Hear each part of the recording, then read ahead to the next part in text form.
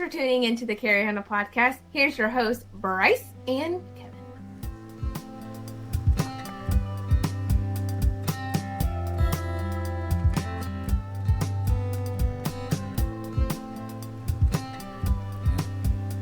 Welcome back to the Carry Handle podcast. My name is Bryce. With me, as always, is Kevin. I should really change the set of words I use. It's just like a tongue twister. Hi, Kevin. How are you? I am doing well on this fine day or evening or afternoon time. All right, and then I'm going to hit the friends of the channel thing, so I'm going to be very efficient about this before Kevin just forgets about that. We want to take this time to thank friends of the channel who provided us 10% discount codes for our listeners. That's you, and we don't get kickbacks. First is Hammy 3D Prints. Thousands of products for firearm storage and other fun stuff, too. Code CarryHandle10. Eastern Shore Sling Company. Handmade rifle slings and custom sewing. Dog leashes, too. Code CarryHandle. 19 Charlie Tactical. Gunsmithing, Kydex holsters, thousands of drop-ship gun parts, accessories, tools, firearms. Code TheCarryHandle10. And lastly, I want to thank myself for all the scheduling and all the shenanigans I deal with daily. Thank you, Hannah. I just realized I didn't mute any of that, so I'm going to have to mute myself hitting my fucking inhaler like an idiot. That's so fucking stupid. I'm going to leave Attaboy. That's so funny. All right, well, we have the bunny operator has returned to the podcast. It's been too long, sir. Yes, it has. Thanks for having me back, Bryce, Kevin. Absolutely. Yes. On some more shenanigans. Thanks for hopping back on. Yeah. Well, it's been a little bit. We're happy to bring you back on for a touch of gun autism, as you are well aware of our particular brand.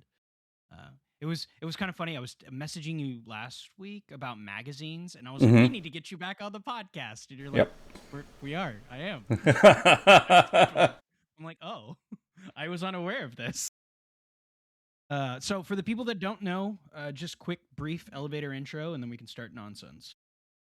All right. So I've been in the industry for, over 16 years now, I'd say, coming from the ranks as an FFL, managing a range, to being a consultant within the industry. So now I do a lot of, I would say, not necessarily marketing, but product R&D and whatever else any manufacturers or dealers need assistance with. I will guide them through it, including the legal network that comes with whichever logistical location they are at. Okay, all right. So it's like T&E and facilitation kind of stuff. Correct. There's that, and because we were talking about the autism portion, like we get pretty nerdy when it comes to technical aspects, as far as like the right way to do things versus the way that's generally acceptable, or the way that things are done without the consumer knowing that they're not getting the best product they should be getting. So is there how much wiggle room between what should be done and like preference is there? Is it universal throughout, like vertical grips and no vertical grips, or red dots and OPVOs? Well, in general, as far as like the specifications of items, every company has their own drawings and engineering aspect behind their products. And in the aftermarket circle, or even with other OEMs, you would think they would collaborate with those other OEMs to get the drawings and specs to ensure that the parts mate together perfectly. But that's not the case. Don't do that. Exactly. That's not the case. And that's kind of been the journey of what I've been doing, is whenever we receive new products that are of similar patterns or, marketed as certain compatibility, is we find out if that is true or not. And many times it is not the case. And a lot of times the products are reverse engineered or use different materials than what's called for by the OEM. And that's when we cause potential problems down the line. Interesting. My first real introduction to that was with the Acro P2. I think I talked to you about that. Correct. Yeah, and Roger and FCD, and talking to me through the TDPs and the different, like how everybody's doing something different. Correct. But I think the most egregious example of that is the fixed Daniel Defense front sights not sitting flush with rails, and that makes me so fucking angry. It's either overhangs or it sits too far back. Correct. And it's not like the Picatinny 1913 drawings are not available. They're available on the internet. Like Hakan Spur of Spur Optics, or basically Spur, basically. He put out a few posts recently on it. I think it's private or his personal Instagram, but he basically laid out the TDP for the 1913s and how some optic mounts will not be within spec, and that causes clamping problems or clamping force problems to the point that it may cause zero shift over time or non-repeatable zero, and that all depends on what you're doing and what type of precision or accuracy, I guess, depending on which nomenclature you want to use. That depends on what you're doing. Like if you're relying on that super sub like MOA, accuracy, then you may want something that locks up, and you may want something with the all the rails to be within spec so that you can ensure it's not a mechanical thing. But if you're just shooting like a 3 MOA RDS out to mid of man out to 300 meters, you probably don't even necessarily care about that as much. Well, it's interesting when we think about having a spec that needs to be standardized. I remember the battle of the key mod in the M-Lock, and people liked, and from what I understand, people generally think highly in terms of the mechanical clamping force of key mod. It was just inconsistent rail to rail or something along those lines. Interesting. But I've also had variances in M-Lock, like my Troy rail's out of spec, so it's like massive M-Lock, so it just rattles, and I'm like, this fixed nothing. Like if the people don't listen to the specs, it doesn't matter. Right. And Magpul, they published the M-Lock. It's open source basically. So so it's out there, the data is provided, and and there's a lot of nuances to it, because there's even let alone the M-Lock slot dimensions, but also the hardware that's being used. Like to date, the Magpul hardware, that's where a lot of the OEMs that manufacture accessories, they get their nuts and the fasteners from Magpul. But sometimes they outsource elsewhere, and you can tell the quality difference, because usually the hardware is super shiny, and it's probably from Chinese produced fasteners. Yeah, it looks painted. Good. Correct. Good enough. Correct. I've used enough airsoft mounts to know those fucking screws. Right. And one of the biggest and easiest giveaways on that is if you know the M-Lock slots are within spec, the M-Lock components, the accessories that you're installing, they should cam immediately after you start to tighten them. But the cheaper ones, they'll keep spinning forever, and they won't have tension, and they won't engage the cam area. And that's when you hear the handguard crunch as you're trying to tighten stuff down. It's like pushing its way out. Correct. Just keep ooga dooga in it until it works. Correct. It's interesting. People still don't seem to know how easy keymod is, or keymod, Jesus. Keymod? M-Lock dick mod. M-Lock is to install. You tighten it all the way down, and then just back it out like a couple turns, and then make a little right-handed cinch, and you're down. It's so simple. But I see people trying to like fucking monkey fucking a football. They're putting their fingers down inside the rail, and they got like a pencil, and I'm like, whoa, what are we doing? Well, right. Remember when I put my EFG on, I inadvertently tightened it under my gas block. I pushed my barrel up, but the crazy thing was I zeroed. I didn't know I did that, so I zeroed the rifle, and it was zeroed. And it was zeroed when the barrel slightly askewed up. And Bryce is like, "What the fuck?" Like, yeah. Anytime I give a gun to Bryce, it's like he always undoes all my redneck MacGyverisms and immediately ruins my gun. What is this? Why are you doing this? Yeah, that's definitely a hurdle that quite a few folks. I mean, even sometimes I catch myself doing that. I installed, what was it? It was a bipod mount onto a buddy's special configuration Centurion Mark 12 upper, and it used their standard M-Lock handguard, which is a very slim profile. And I forgot that the handguard was so close to the gas block that when we installed the bipod adapter, it was pushing the barrel up. So, and he caught that later, and he fixed it himself. But I was like, oh yeah, I totally forgot about that. I wasn't thinking about it because, normally we don't do our Mark 12s in that configuration. So there it goes. That's my bad there. Slim rails are really, really cool until you start training a lot and or you want to use accessories, because he had Kevin, for reference, Kevin was using a Midwest duty upper or whatever their rebuilt or their like baseline rifle uppers. It was a mid-length pencil length. Yeah. Mid pencil weight, sorry. So I mean, it was a decent upper. It was just those handguard rails are so skinny. It's a fact of life, and just out of necessity, where his arms and physiologically how he ends up on that gun, it's just where that ended up. It was it was the worst luck ever. It sucks. Yeah, But and now that the it was a Daniel good rail, upper. how? No, those are great. I think they're. I mean, I I think mean, they're a little until gassy, until but the, until they're the until the feed fine. lips started to get a little too Yeah. rough for my. So tell him what. Yeah, share this story. What about Share the the story of the Midwest upper. Oh, it was a great upper once upon a time. I shot it quite a lot, you see, and then it started to hiccup, and it was the feed ramps, you see. So I decided to try. That was what we speculated. That's what was speculative. So I started running 62 grain to try and just shear it. I just Should said, have "Fuck." gave him like M855A1. I was trying to find some. I was gonna. That was my idea. Just keep loading the mag. Yeah, and then I took it to Bryce and we did a field test and we felt the burr. It had burrs on the feed ramp, which is weird because he had thousands of rounds on that same upper previously. So I don't know what happened. I don't know why it up and decided it needed a burr randomly. But you could see where it almost, I should have taken a picture of it, but it almost looked like the extension was clocked. Like it wasn't.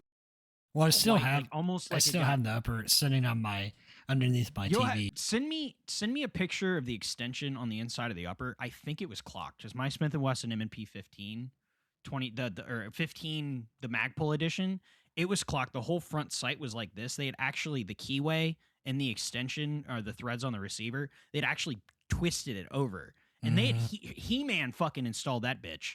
Like it was He-Man and the reddest devil Loctite you've ever seen. Because I had a fucking torch, like 2 torches on either side of this barrel nut, trying to fucking get the barrel nut off. Two torches to fuck a barrel nut.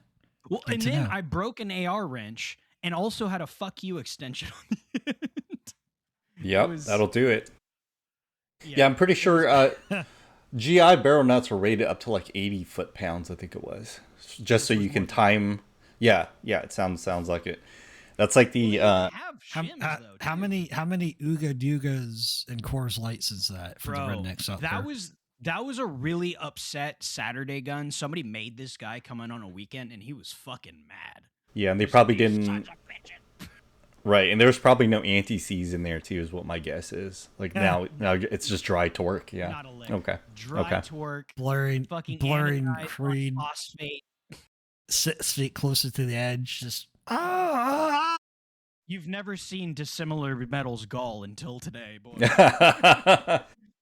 We create science. That sounds like the Smith & Wesson special. There it goes, you know. Well, it's such a shame because it's actually not a shame because the barrel in that is currently in the gun, or is in another gun. I lopped the triangle post off because it's a 5R barrel, and they last for a decent amount of time. It still groups pretty well with the ammo that I like, so I'm gonna shoot it until it's a musket, I guess. But I mean, it's a great barrel, and as soon as you lop that off and put it in a upper that's in spec, I mean, it's fine. But it was crazy. I didn't notice until I started shooting iron sights very heavily, and I think Kevin might remember that. But I got a Daniel Defense rear, one of the fixed rears, because I really like the sight. I love that rear sight, and I wanted to shoot it. I vaguely remember. And I was zeroing my the new iron sight, and I'm like, man, I have to push this all the way to the left. What the hell? And I actually just looked down the rail, and I just could tell the front sight was off. I'm like, no, I'm never gonna unsee that. And then I think it lasted a week longer before I ripped it apart. I was like, nope, not doing that. I don't like that. Yep. So it means they probably didn't drill the gas hole in the proper location in alignment with your barrel extension tab is what my guess is. But it clocks correctly on literally any other extension. Okay. On any other upper. Okay. So let me understand. So the gas block, the gas port with gas block was in alignment with your barrel extension index tab. The whole barrel. So I see. The extension, you could actually see the feed ramps were just off. I see. Okay. Yeah. Yeah, so they just crammed, they He-manned it on so tight, like that little, the little notch out on the Yeah. receiver extension or on the barrel extension. Right. They had actually mooshed that all the way to one side. So Okay. it actually turned the whole thing. Wow. Okay. I So- thought it was the barrel too until I reinstalled it because I was like, why the fuck is this still turned? Oh, it's the upper. God. Yeah. Yeah, that upper's toast at that point. Yeah, You can't repair that at all. No. I mean, I guess I could make it like a 22. I could make it like a CMG, God, like he's a 22 still trying to dedicated upper. trying to use it But- still. I watched Hop's video about infinitely recycling AR-15s, and I thought that was hilarious because I have an upper that doesn't latch anymore, and now I have an upper with a keyway like opened out like this, like a, I don't know, like a 60-year-old stripper, just tired and worn out. Why would they be working to? Well, I guess yeah. That's what see, right?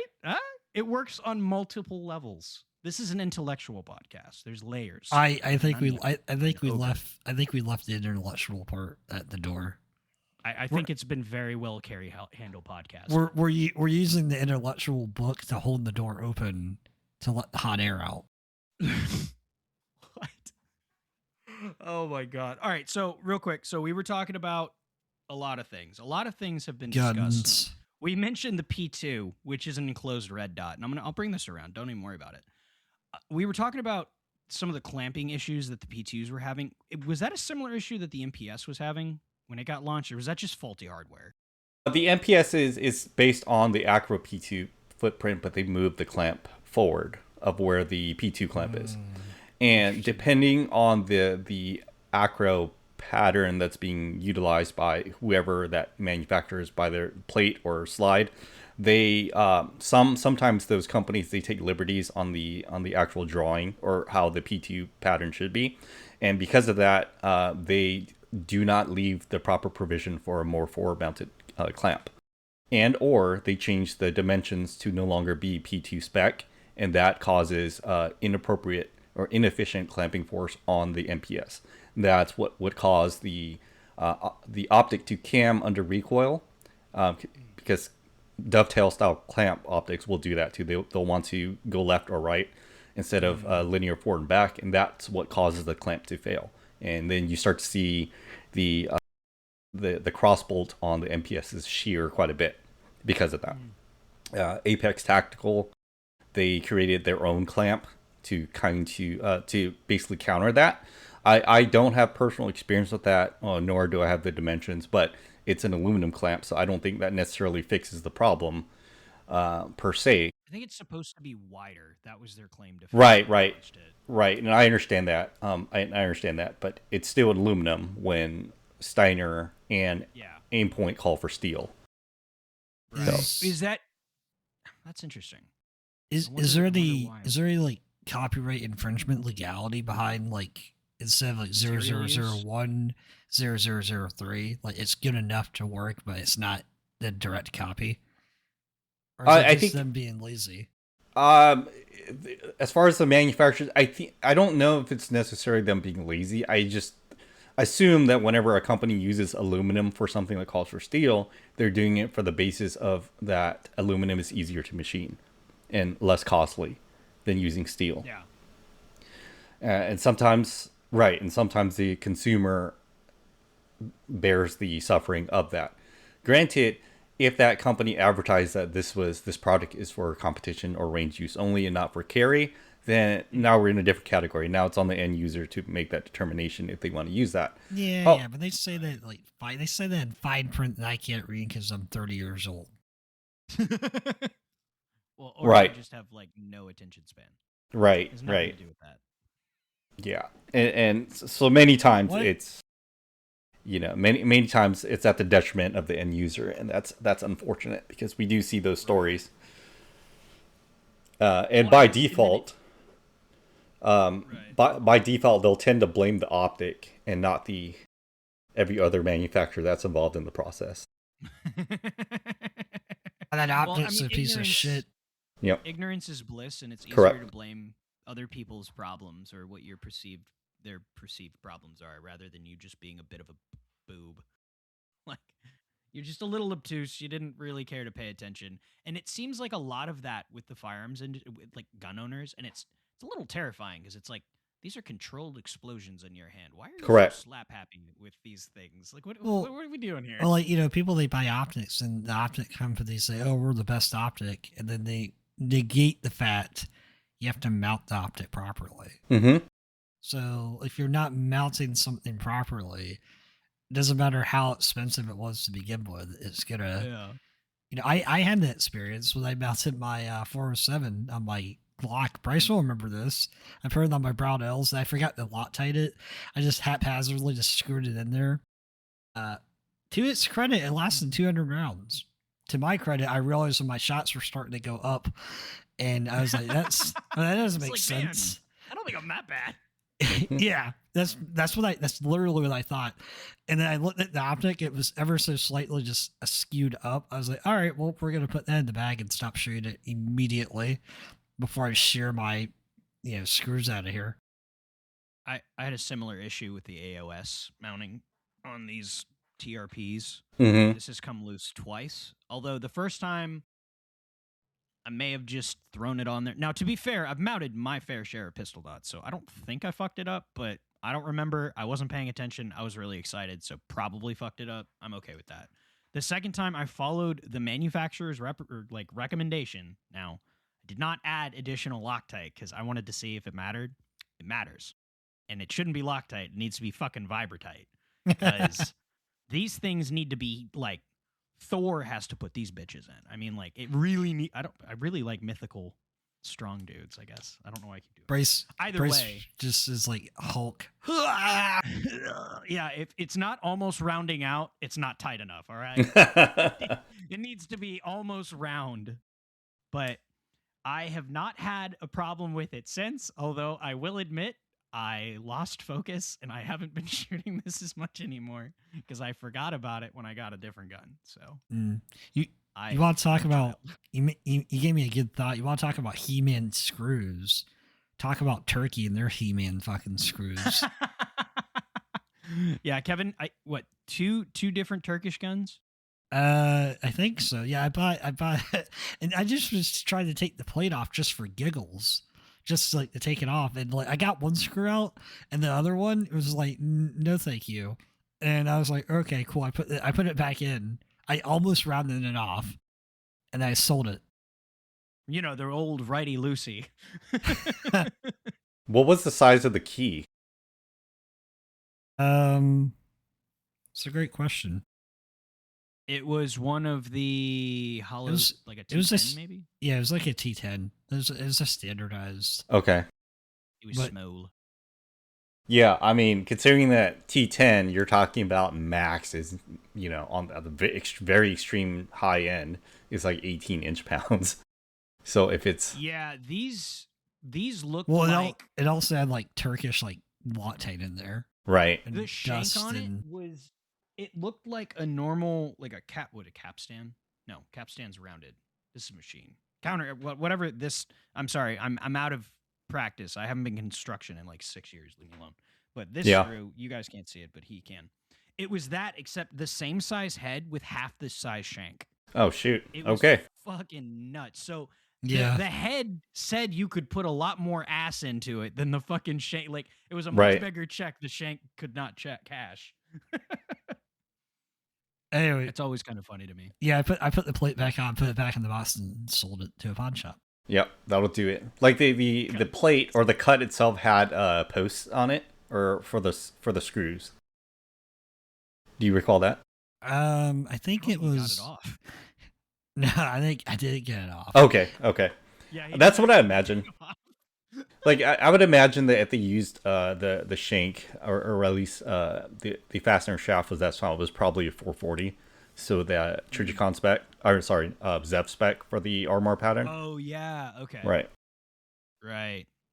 The very, very antiquated Zev spec. Right, because now we're talking 11 inch-pounds, max on that. I had to remember. So I have a Brownell slide with a Zev cut. Right. I have an SRO. And I have to go from my dumb monkey brain to tell myself, do not go righty-loosey, because I will be sad. I will be very, very sad if I do that. But Luckily, if I do that with an SRO, depending on where it breaks on that shank, you can kind of get pliers on it. If the red dot comes off, you can sometimes get the little residual off. I don't know why I would know that. Why would you know that, Brace? A friend told me. Well, you know, I also stripped the screw in the P365. That was fun too. Oh, that's right. I forgot about that. It's almost like all these companies we're talking about have really shitty fasteners. It has nothing to do with the fact that the gun Kevin's a shop bit of a goose. The gun shop guy charged me no money, and he said you're good. So I bought $100 worth of magazines from him. I would have charged you double just out of spite because I hate getting. Well, that's where I got. That's why you ran mags from, because they're like, oh, I'm just gonna buy these, I guess. $100 of magazines in Sig magazine. That's like 2 magazines. There it is. Yep. We're 1911 boys. We know about expensive mags. I have a G36. I bought 2 translucent mags for $250. I'm just now getting into the 1911 debacle with the mags. But yeah, he hasn't bought the Wilsons yet. I have like 18 Wilson combat. I'm gonna mags. get the Metgars. I'm gonna go right to the Metgars. I bought before I met my wife, and I think I got a new 9. I got the 10.8, and I needed. I need to buy a gun for all these magazines that I have. She was like playing with one. She dropped it, and I was like, try not to drop that right on the fucking feed lip. And I was explaining. She was like, oh well. I was explaining it, and I was like, yeah, and they're like $60 a mag. And she was like, what? I'm like, yes, and I have 18. I'm sorry. You see the difference between we're not always dating. The difference between married together. You know, Brace's wife and myself is I would have thrown it even harder on the fucking floor. I know. Fucking dickhead. That'll teach him. Well, it was even worse. It was one of the Vickers mags. Fuck your sis. At the time, the Vickers mags were not available anymore because Wilson was being gay. They're not being gay anymore. You can still buy them now, which is cool because I like those mags. I like, especially in Florida, real quick PSA, if you want a 9mm or one of these 1911 mags, these are great because if you live in a sandy place, there's a lot less holes on these Vickers mags, and that does actually help because the 47Ds and the regular ETMs have those massive window cuts, and if you dump that in the sand, you just rip it apart, clean it. Like it's not worth it. Like between drills, I would have to clean out tubes. It was fucking hated that. I love shooting 1911s. I love 1911s, but I fucking hate the mags. They suck. Which is almost the entire reason I want to go to a 2011. But then I shoot 2011s and I don't like them most of the time, and I don't know why. Yeah, you're probably going to experience the same magazine issues with those two. Those mags tend to be pretty sensitive. Yeah. Well, I mean, it's an interesting platform. Everybody wants to talk about them, but it seems like everybody, like there's like, just like AR-15s a few years ago, everybody makes a 2011 of some sort. I was doing a deep dive because I was looking into some 2011s because I'm always sort of in the market for one. And Kevin has Glock mags. I don't know how this is germane. What are you talking about? I was just grabbing shitty mags since we were talking about shitty mags. Okay? So Hilton Yam was talking about he really likes the P4s because they just use Glock mags, and I think more to Kevin's point here. I think they're interesting. I just don't like the geometry on the backstrap. Even the shitty $5 AC Unity mags will run. Actually, really quickly on Glock mags, I grabbed one of the 15-round Mechgar 48, it is a Glock mag, but it's Mechgar. The 15-round 48 round or 48. The 15-round 48. The slimline mags. The new slimline mags. Yes, thank you. What is happening? So they call it a flush fit, and I'm not really sure how you can call that. Dude, it's like a whole ass foot. It looks flush. Take the little back strappy thing off. It hangs down like a 3/4. Take the little back scrappy thing off you got on the mag there. I would have almost preferred a 12-round mag that was actually flush fit. Or a flat wire spring in a 10-round mag to get 12 rounds. Yeah, Kevin's big onto the... I'm not big onto it. I did it one time. I have one mag. That is true. I guess if you were big onto it, you'd be... But to be completely honest, it was Bad Guts was the company. It's a flat wire spring, and it gives me 14 rounds in a standard 365 12 round tube. And as you can, I'm showing the viewers here at home, they can't see how dirty this is. The people that can't see the cameras, yeah. Anytime I take the 365 to go shoot, this is the only mag I'll use. It's the only one not loaded with duty rounds. So, and I'm lazy. I always kind of use him as a guinea pig because I'm like, I don't really want to buy that, but if it works, maybe I'll try one out. It hasn't worked. It hasn't not worked. It feeds fine. Everything's fine. Everything's awesome. I mean, Maggots is still around. They're still around. They're still producing products. They tend to more focus on single stack varieties because of that flat wire Z spring that they use. Tends to have a problem with staggered capacity magazines and such. But yeah, or at least that's what I assume, considering that they mainly focus on single stack varieties.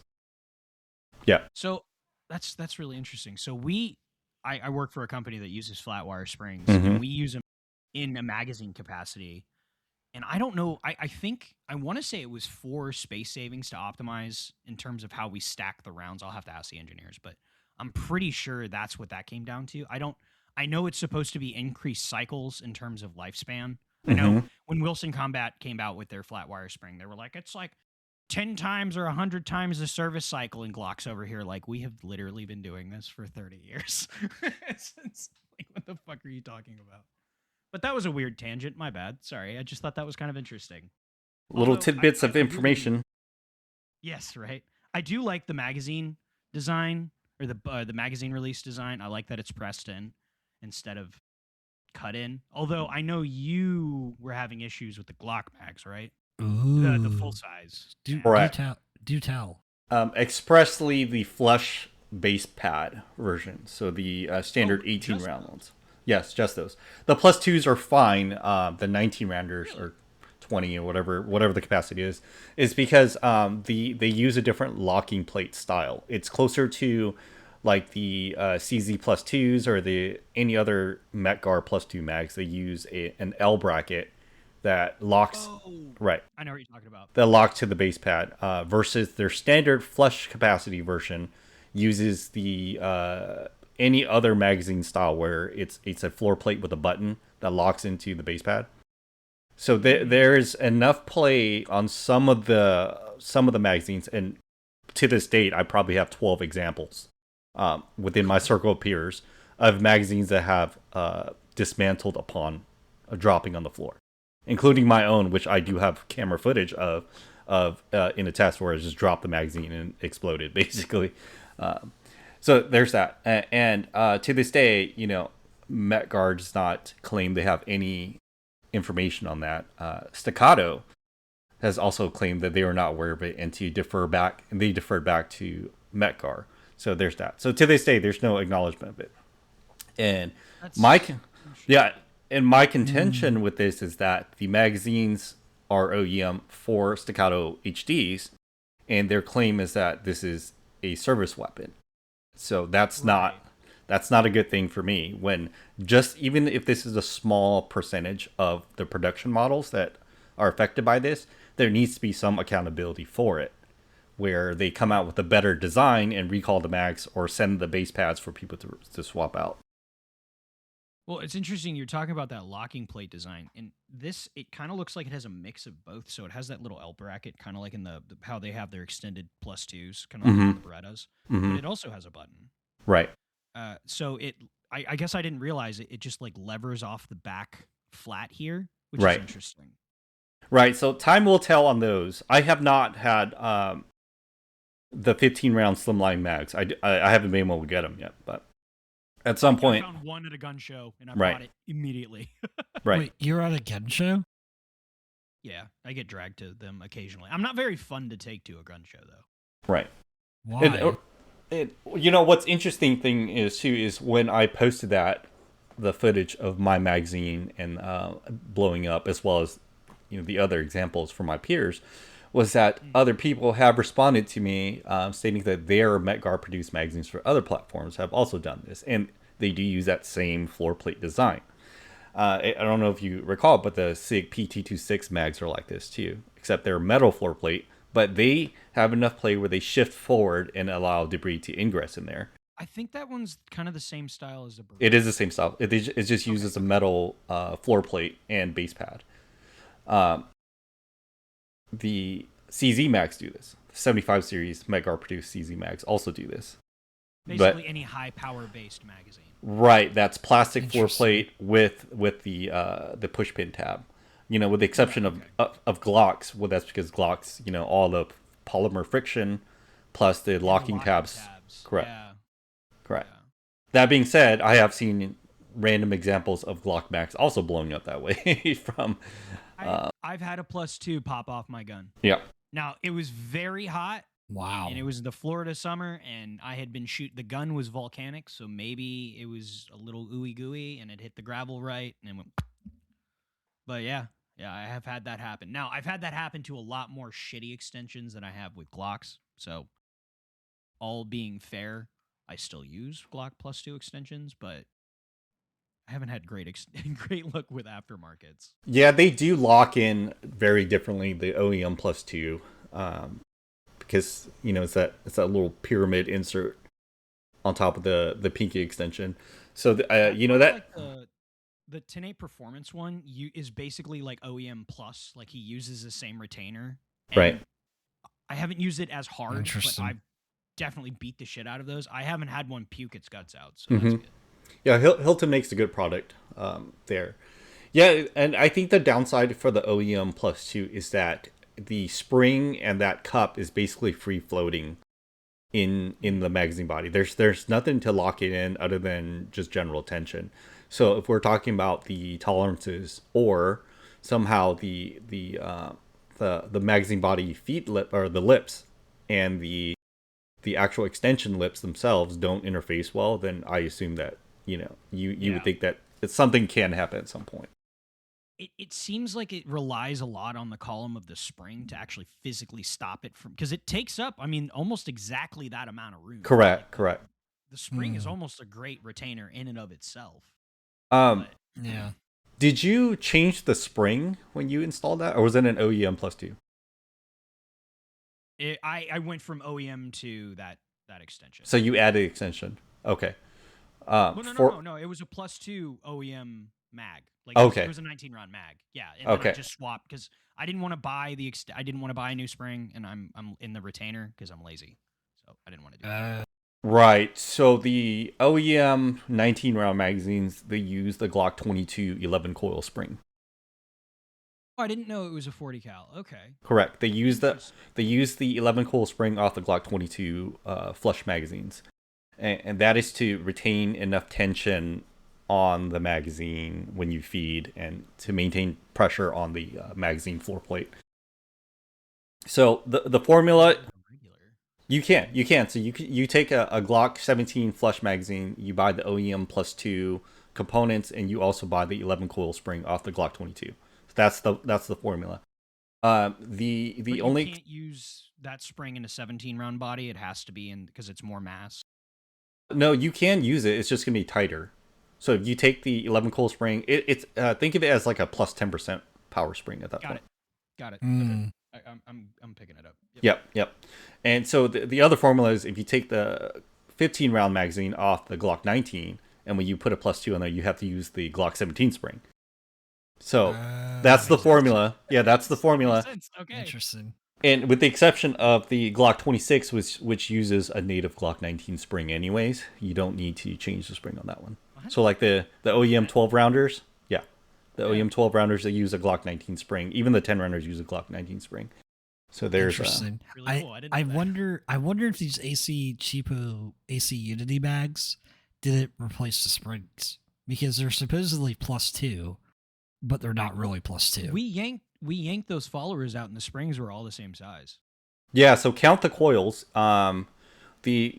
You should have a 10 coil spring in there with a +2 to get it to function properly from the OEM standpoint. It's still a 15-round magazine. It doesn't +2.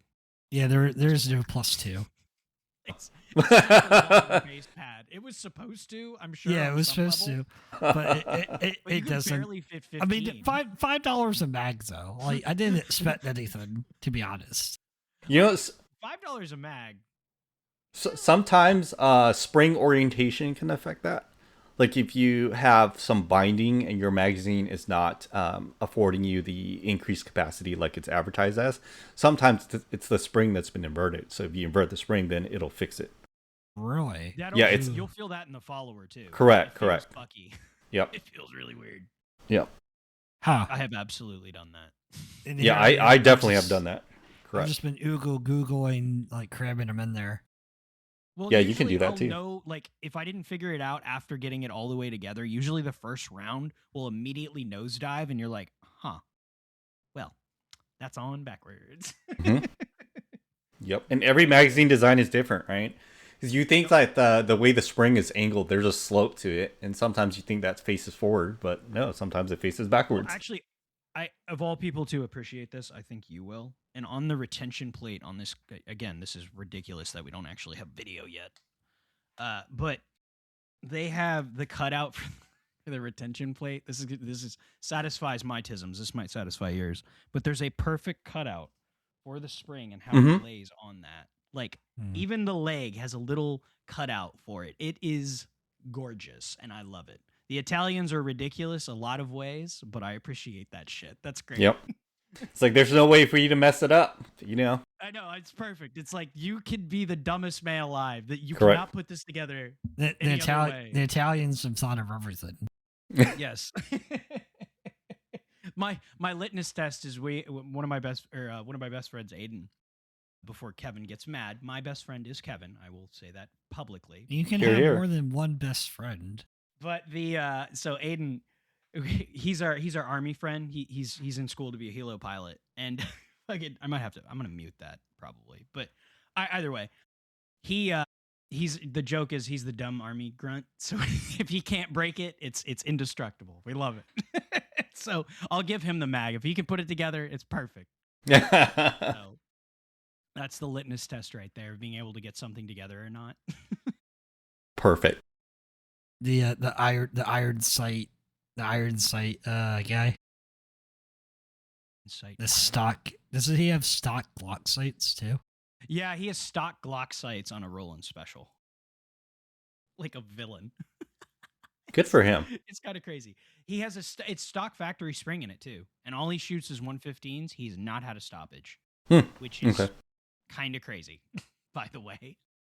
So I don't. Maybe the Glock, maybe the Gen 5s are a little bit more liberal with their geometry, so maybe they unlock faster. I think the most accurate I've ever been with my Glock 19 is when the front sight post fell off. I have never owned a Glock 19. I remember I was at the range when it happened, and I was like, "Oh my god, I'm actually hitting!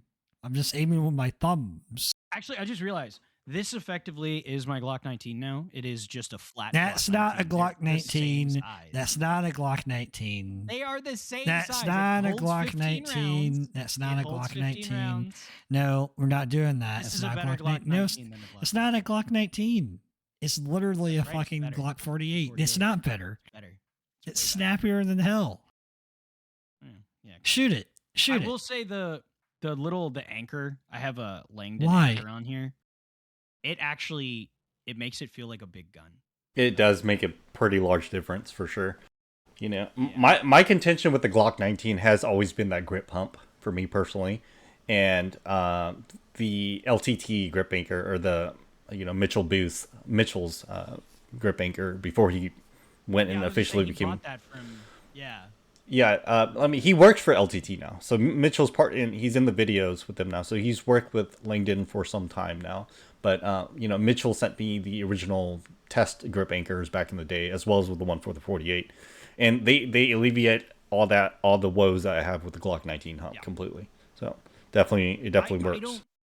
I haven't played with a lot of the backstrap modifications, but I mean, with this, it almost makes it so I don't really need to. I'm not hanging off the back of the gun, and it's like a tactical mullet. It's perfect. It's like pretty much. It's where you need the grip. It's perfect. Right. As far as the backstrap, that just depends on if you feel like you have enough length to pull or purchase on the gun.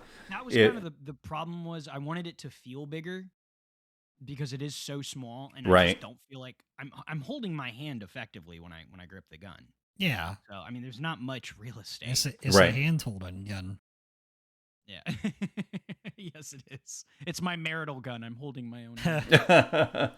When Hannah gets really mad at me, she's like, "No hand holding. I have the 48." Have you touched any of the RXMs? I do. I actually have one. Ooh. The The full say it size, you? the What do full, you the, think? the full size or the normal 19 size. Philosophize. Tell us what you think. mine started off as the compact model with a TB on it, and then I was waiting for the Magpul to release the full size grip, so I have full size now. But I also hated the RXM slide, the way that it felt for me ergonomically. So it really does feel like I took it off feels like immediately. ass. I Yeah, don't feel bad. It feels like one of those like Zafari or one of those like lower, like Right. cheaper I- milled slides. Not that they're bad, but just like they're cheaper. right. That's like feeling. Yeah. It definitely feels like you bought it off eBay, like the slide. It doesn't. Yeah, immediately replaced it. Correct. I just used the lower. How do you like the trigger and stuff on it? The trigger's terrible. It is an inconsistent, mushy Kevin's the trigger. only person that likes the trigger. You know, Yeah, I mean, He it really feels. likes it. I mean, it feels nice to me. it's I've broken fine. Kevin though. He's used to like I'm really big into revolvers, so I have like New York ones and like long I shot rolling a- breaks. I shot a Glock 19 until the safety shoe broke. And I set his trigger up the same way I set mine up. With the exception of the New York one. He did not want that. No, I've since I've redone that trigger. I shot out that. Have you really?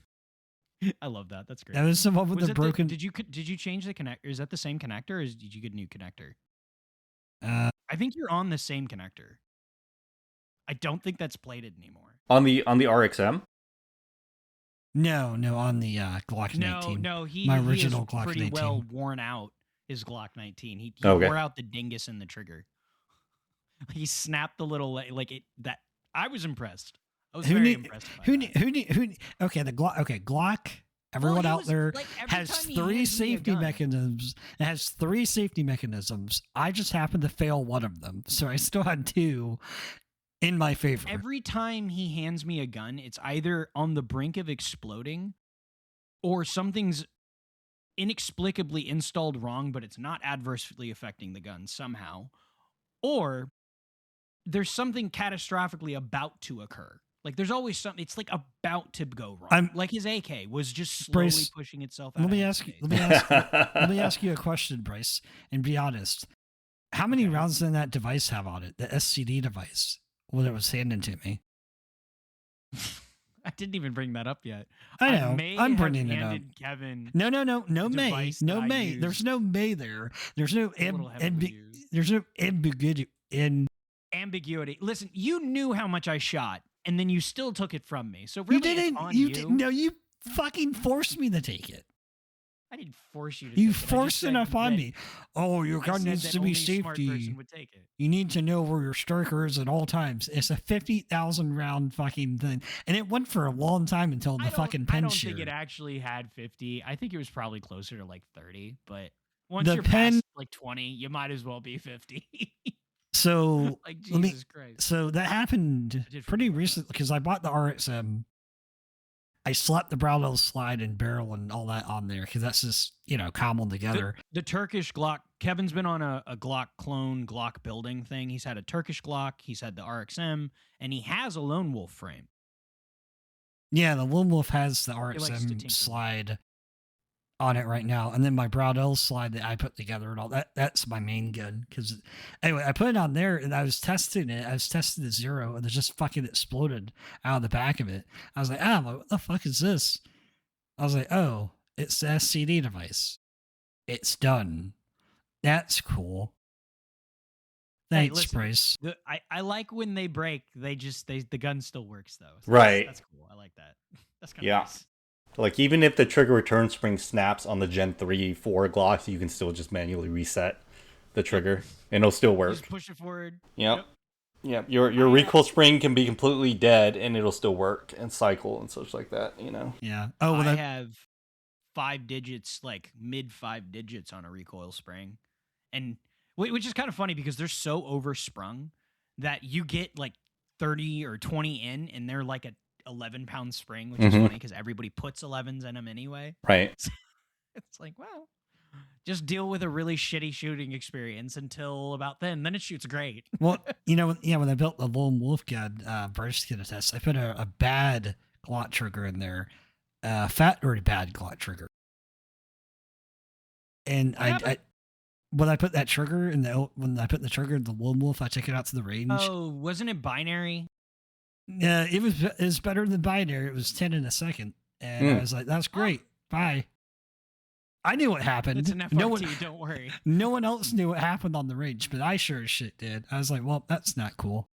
I think I've told this story before, but I had my first handgun that I ever carried was an FNS 9L, which is, I was really big into ballistic radio at the time, and John was testing a brace of FNS 9Ls. And if you haven't looked up John Johnson or ballistic radio, he isn't actively doing much anymore, but veritable treasure trove of really good content. And good I don't know, he should still have his posts on his website, so ballisticradio.com. But he was testing those, and I wanted to be different, so I didn't buy a Glock for whatever reason. I ended up buying one anyway, but I figured, hey, I got this gun, and I like to tinker, so I figured some emery cloth on the face of the striker wasn't going to be enough to be a problem. But no. The fucking Belgians were like, listen, was it a you problem? need that absolute 100 billionth of an inch on that measurement of the face of the sear, or you end up with a select fire FNS, which was, I knew it was going to be a little hinky. Just, I don't know, I had a vibe. I was like, I touched this. I've never touched a thing before. I'm not going to load it, which is a good thing. Because what happened was I got to the range and I was like, hey, this is feeling a little weird. So I pointed it downrange and I did, you do the USPSA kind of like dry fire thing. You put a mag in, load it, drop the slide and go pow. And that expressly was the reason I only load one round at a time when I'm testing guns after I've worked on them, because you don't want to have a runaway. And if you're not expecting the gun to discharge, typically you're not holding it. No. You want to have a full fucking mag and just send it like I did. And just blah. Yeah, you don't want to do that. And I don't trust myself. So as soon as I dropped the slide, I was like, all right, we're leaving. That was it. We're done here. And at the time I didn't have multiple guns, so I couldn't just take another gun out of the bag. I was like, well, that was an hour or 2.5 hours wasted round trip. Thank heavens. Yeah, I feel an expensive lesson. I feel like you make a really good point. People underestimate the tolerances of all these components that come together that have a micro explosion in your face safely. And when you start fucking with them, even ever so slightly, you can have a dangerous. Don't people bend the ears on their Glock trigger too? Isn't that something that people do? On the connector. Oh, yeah. I mean, you kind of end up having to do that anyway. If your housing's a little weird, or if you drop it, because they're kind of sensitive. Right, or if you're using any aftermarket component, then you'll have to do that. That's like the M&P 1.0s with their the loop trigger bars. You have to bend the little bunny ear to make it work, because sometimes, there it goes, and sometimes it would fail. Sometimes it would fail. Yep. Well, and I know was that for the reset? I don't remember what. It was. So that was to help the reset, right? Right. And that loop is what engages the sear. So if the loop was not in any way in line with the sear, or if it was off kilter a little bit, then your sear would either not reset or just won't engage at all. Sick. Yeah. I like it. Ooh, speaking of sprint, you got me thinking about springs now. Speaking of springs, P365 springs, I updated those not too long ago, because the OEM ones have a notorious habit of snapping. That's what I understand. Right. So I got the aftermarket ones and put them all in there.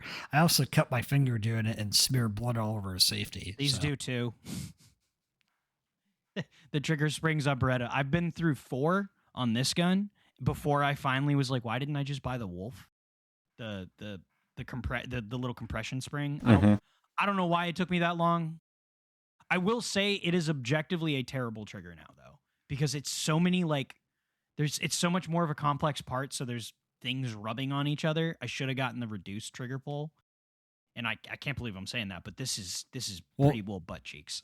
It sucks. If you want because it used to be like the best trigger I had. If you want to talk about fun guns to put together, the USP. Actually, I take that back. It's not too bad now. I guess that's a fun gun. It's a little gritty. I hate USPs. That's a really fun gun to put together. I'd highly recommend anyone pulling their gun apart and putting it together. I have the same opinion on P30s. I've taken, much like Kevin, I've taken a P30 apart completely sober. Definitely wasn't drinking. It's pretty funny that HK pretty much voids your warranty when you self-install Yeah, I know. components. You know? You want to know why? You want to know why? I'll tell you why. Because as soon as you take it, it's all friction fit. Right. The fucking Germans friction fit every goddamn part of that gun. They just yell at it until it gets together. And Even you the take, parts- like, you're taking the screw out. You're like, okay, like I'm gonna have to take this out. And as soon as you pull it out, it's just like, bleh, and you're like, wait, whoa, wait, what happened? What happened? It's interesting. The Austrians and the Germans are very similar, but dissimilar in very interesting ways. The Germans do things very well and intricate, and Austrians do it very well and simple. But the execution effectively ends up with a similar product where they're both indestructible, but just different ways. It's very funny. Well, I know that the USP has a double sear. Well, the LEM does not. Right. not That's the the one regular I. trigger. That's the one I Yeah, had. but you didn't actually say that. You gotta denote that. Otherwise, we just think you're wrong. Mm-hmm. Yeah, don't forget the special pliers that you need to get for the trigger return spring. No, Listen, you don't. man. No, you don't. You don't. I just don't have I got- tips anymore. Right. I got needle nose pliers, and Dude, that trigger return spring it got in is there. the smallest. Oh, I had to replace one of those. So my P30 was gifted to me by a very generous friend at 5 digits. So he pretty well ran through. He was like, "I'm getting rid of these guns. Do you want one?" And I was like, "Yeah, I'll take the clapped out one because I want you to make money." Wait, the first gun I ever shot was clapped. Oh my god! All of the guns that I like, I'm Kevin, not touching any more. none of the guns that I really like are clean or not fucking destroyed in some way. Like if I don't like it, it looks new. That's why the Bergara hasn't changed. I haven't done anything to it. It's staying like that. Anyway, back to your clapped out P30. My P30, yeah. So I broke the trigger return spring on it, and I'm thinking I've replaced a handful of Beretta spring, or probably 2 or 3 at that point, and because I mean, like the Beretta springs, if you dry fire enough, you don't get to shoot live fire very much because they don't last very. I think it's something like a stupid amount. I think it's like 20,000 cycles or something. It's ridiculously low. You do not have any lifespan on the Beretta trigger return springs. It's insane. The P31, I don't remember the exact round count. I think we were just throwing numbers around. So it was high 5s, and it did pop. What I didn't realize was the P30 trigger spring is about 10 times as fucking thick, and the legs are about half the size, and there's no way to get anything in that recess. So you have like a punch on the side and with your fourth hand, and you got your big toe holding the one side. Like, holy hell. Mm-hmm. That's how I got the USP trigger return spring. Oh, I'm sorry. I buried the whole lead in that entire story. So I pulled the whole gun apart. I pulled that whole gun apart. It took me 3 days and 2 shaky YouTube videos to put it back together. And the last part was the return spring. 10-year-old YouTube videos. I had it just in there, just right, putting enough tension on it to get it. And I slightly moved the punch I was using ever so slightly. And it just Vita-zinged off to fucking space. So I bought a new one. I was like, fuck me. So I bought a brand new one. And I literally set up my computer. I was like, right after I ordered a new one, and I look at on my desk, and it's like sitting on top of a card, the one that Vita-zinged. I was like, no fucking way. No fucking way. I picked it up. I was like, all right, God, I guess you don't want me to sell a broken gun to the pawn shop. Because I was going to go take it to the pawn shop and sell it, but they don't pull the triggers on those anyway. Well, I did figure out that with a broken trigger return spring on a P30 LEM, you can still shoot it you just have to obviously manually reset it. And what I did is I figured out, I remembered seeing, I think it was a Firepower United video where I think he uses, he used a fucking rubber band. Because I think his Tanfolio trigger return spring broke at the range, and he was like, well, I got a rubber band, and I had one in my truck, and I just wrapped it around the trigger, and I just kept shooting. Wow. Although it was an unadulterated 18-pound trigger because it was just the mainspring work. Mm-hmm. So that wasn't fun. I didn't love that because if the return spring is very pivotal to the LEM function, because it's like, for those that don't know, it's almost like two hammers. Like, not really. It's just the external hammer looks relaxed, but it's is pre-tensioned. It just is relaxed. It's kind of like a reverse of the Lionheart. If you're familiar with the Daewoo service handgun for the Koreans, it has like a double action plus where you can manually push the hammer for it. HS. There's a hammer kit for high powers that does the same thing. You push it forward, and I don't remember, SDS or something. I don't remember. Either way, it's not physically like it lets you put the hammer down. And what's really nice is you don't need. I love LEMs. Damn, now I want my LEM. I think I need to put a red dot on that now because I keep looking. I have been fucking an HK45 LEM with an RDO, like the LTT guns, so hard. I don't like the new trigger. I don't like flat trigger shoes on double action guns. He's not allowed to go to local gun stores anymore because of it. No, I'm not. They have his picture up and it says no and it's this price HK45. Well, it was funny. So I went to the gun show, or I was invited to the gun show yesterday. We had one in town, and I was telling our mutual friend, I was like, I don't know why you bring me, because like I just walk around and then I just I'm like, I don't want that, or somebody's talking to me and they're like, this is a great thing, and I just feel like Ron Swanson, where I'm like, no, go away. Like I don't want to talk to you. I just want to look at the thing. Leave me alone. And it's like, well, this is a great thing for tactical. And I'm like, they took all like the hot button words and they just made a tactical salad. And just like, here, this is a bunch of applicable words somehow. And it's like, stop making noise. Be quiet. Go away. Most of the time, I feel like I go into gun stores, I already know what I want, and I'm just there to get a transfer. Like, I'm not there to talk to you. That's usually how it goes nowadays, you know?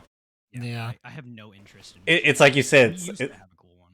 It's just like Ron Swanson mentality. You walk in and the guy just starts talking. He's like, I know more than you.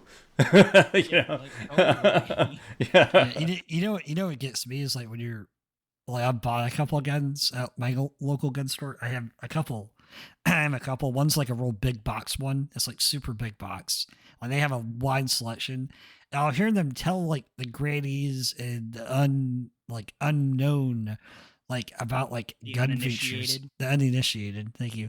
About gun things. And I'm like, almost like curling my toenails and like clenching my fists as hard as I can in my pocket. Because I'm just like, that's not, you know, and no one wants to, like, no one wants to just like swoop out of nowhere and be like, you're an idiot. 90-year-old woman a J-frame. Like, you're dumb, you're stupid, you're all hell. And then they'll just rip up your 4473 and tell you to leave. Just out of spite. It's like, you're done. No more. Yeah, they slowly rip it too. They're just like... You know, I feel bad about gun stores, and I feel bad that it seems like brick and mortar places are kind of falling by the wayside. But if they were cooler and less fuddy, I would go. But they're not, so I don't. Well, some are cool. Yeah. Now, I mean, to be fair, I used to work there, but Shark Coast Tactical, that's a pretty dope store. They have a good selection. You used to work there? So if you're local to Florida, I did used to work there. I like the place. Will's a cool dude, and Omar, the guy you guys see on YouTube, he's a really cool dude in person. He'll set you up. But yeah, they're a cool local store. They're not a bunch of idiots just selling you the dumbest shit possible. Like, they actually seem to understand. That's what part of it is the people selling the items don't seem to be aware of the industry as a whole. It's almost like they're still operating in the gun magazine era. Right. It's definitely very still a retail vibe, you know? It's like walking to a big box store. Definitely, for sure. Yeah. I mean, we are seeing the decline of FUD stores because that generation is starting to cycle out either through retirement or through life, I guess. And you are seeing like But yes. exactly. Well, we all die sometime. Exactly. And we are seeing the newer generations taking over. Like Shark Coast, they are producing their own products now, from what I've seen. And they seem pretty sound. I mean, the products they're putting out, I was like, okay, I like their hush puppy, Mm-hmm. hush puppying all the things. I like that. That's pretty fun. But I mean, I like different stuff. It's a different vibe. So that kind of stuff I enjoy a Mhm. lot. So it's like a I guess it's just like if I had a gun store, that would kind of be the selection generally I would have. It's like, I wish that it does seem to be that the less ones are as popular, but it does seem like we're getting a little like more chains, because you see like Modern Warriors or some of the other stores that they have more locations. So I almost wonder if we're going to end up like at a Walmart gun, like a Walmart gun place. So like kind of like an Academy, but more specialized. Yeah, Thing. it's difficult because in the FFL game, you have to cater to the lowest common gun owner in order to make any form of profit, because it's still retail. So it's high volume, low margin. Like we're talking razor thin margins on a lot of things, and you're being undercut sometimes by your vendors, and including some of your major retail organizations that are mostly online based, because they are direct to manufacturer in pricing, when you as a retailer FFL are subject to wholesaler pricing, which you may or may not even get at all, because depending on the size you are, some of those manufacturers won't even work with you, or the wholesalers won't even work with you. So you're stuck going through tertiary means of acquiring product.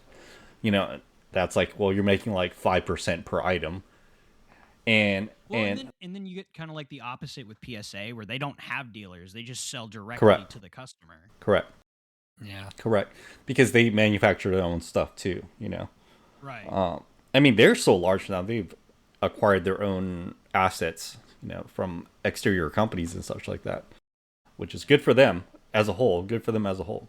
Still don't agree with a lot of their practices, but, if the consumers want it, they want it. I still think PSA is a net positive. I do not agree with a lot of things, Mm-hmm. but I do think they make really cool shit accessible for a lot of people that don't necessarily want to spend 30 hours on fucking ARFCOM to find a front Right. sight. Right. Like, I don't love doing that. You know, I like it when it gets shipped to me, but the $500 I just spent for a CAC site because it's the only one for this specific build of this particular dev grew, whatever the fuck. Like, bro, I'm tired. I just want a JSOC looking tube. Oh, cool. Thanks, PSA. Like, that's it. That's all I want. It's so simple. it'd be interesting. I wonder if PSA is ever going to get to a point where they just like buy brick and mortar locations and stock it with their product to get. They have done that in South Carolina. They bought Oh, brick and mortar. Oh, they have. I know they've built places, but I think they've bought gun stores and just And flopped them there. before you say like, yes, it's more costly, but is it costly if they can write off the depreciation of the buildings on their taxes? I don't know how that works. I just work in manufacturing. I don't have actually. I guess more to that point. So in terms of, because my experience is more of the providing than the selling directly. So, and as somebody that understands that business way better than I do, are you making money off of the accessories, or are you making them off of used guns? Both. Yeah, because the new guns, there's no margin, right? Right, barely, especially if because now you're dealing with cost plus map, and then you can't undercut anybody. But then a lot of times the OEM will undercut you when you're stuck at map, and they're running their sales to be under you, which sucks. It sucks. There are a lot of vendors or OEMs that won't do that. They won't undercut their dealers, which is good. But there are the plenty that will heavily undercut the brick and mortars. Now, I mean, majority of these shops that are profitable and are very successful are offering services other than retail experience items, like retail products. So it's usually gunsmithing services, training services, and such like that, because that's all pure profit, less time involved. And you have to have that core background and rapport with your customer base. Otherwise, it's not going to work out. Like if you're going to be just purely a retail shop, then you need to have extreme deals and you need to be able to undercut just about anybody else in your area, including the retail online shops, which is also hard to do because many of those guys online also do bare bottom pricing and they drop ship, you know? Yeah.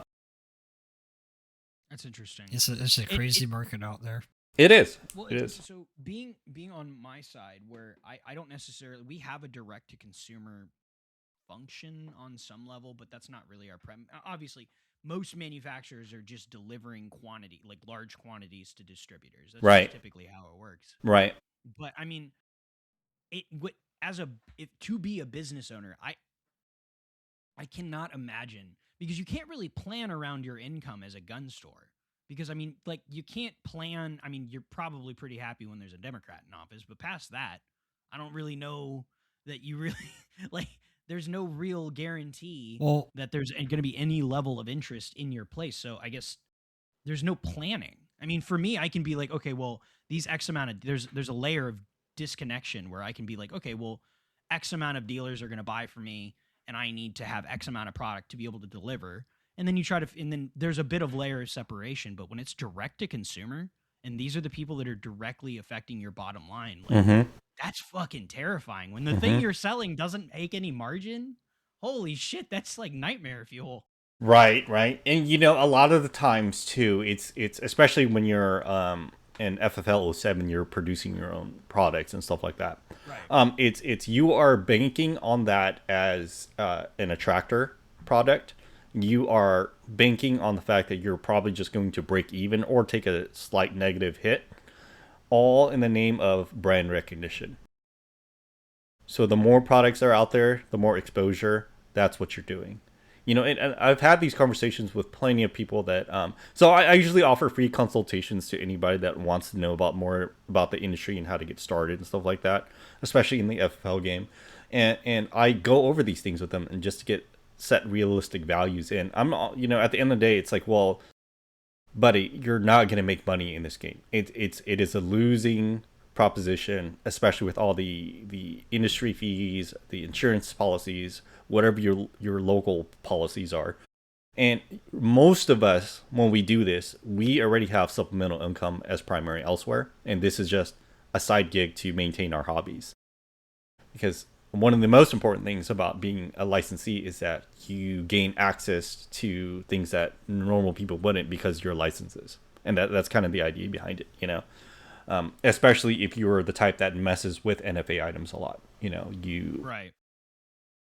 Just the SOT aspect is extremely valuable to experiment with if you're a tinkerer type. But other than that, no, it's like, you know, the overhead involved with the brick and mortar is considerably high. And that's the reason why a lot of smaller shops will do home-based ones, assuming their locale allows for home-based FFLs. And they do that, and it's usually by appointment only, but these guys are probably retired or they're doing something else as their full-time gig, and this is just supplemental income. But it's mainly to support their hobby. You know? Yeah. Well, I wanted to be full-time creator, or I wanted to be in this industry. I mean, I am in a different capacity, but in terms of I wanted to make my way in an industry I had no way of getting into. So I started at the local, I mean, albeit it was still a production job. I mean, we were assembling guns and stuff like that. So there was no direct to consumer, but it was still a manufacturer on some level. But I don't know.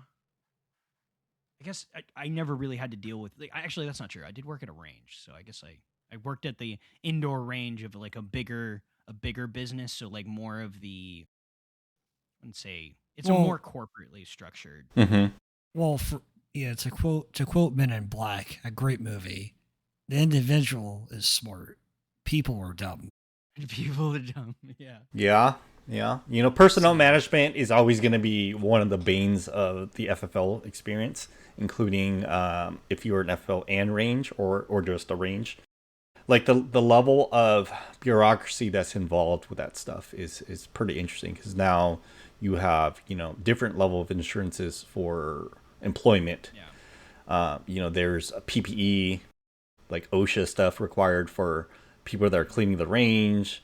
We're talking like millions of dollars invested into just a range portion. Granted, the range does not need to have an FFL unless you're selling guns. Right. So that's one good thing. But it's just a different animal on its own. Like I've talked to a few folks who wanted to open a range, like they wanted to extend their FFLs over to include a range. And I started going over these things like, yeah, man, you have to carry a different level of insurance. And I'm not sure if you're ready for the cost involved with that, because there's cleaning up lead that you're paying somebody like $50,000 to come in just to de-lead the place, to take away your lead, recycle it. I mean, there's plenty of shops that do that, or companies that do that. Also, lead is super carcinogenic. It's super not good for you. So yes. You're bringing in a lot of gross, nasty shit. Oh, whatever. Whatever. Yep. That's just the California mindset. Lead is terrible. Nah, that's just the California mindset. Bro, if we never had to use lead again, I'd be very propaganda. Absolute propaganda. My wallet would not be.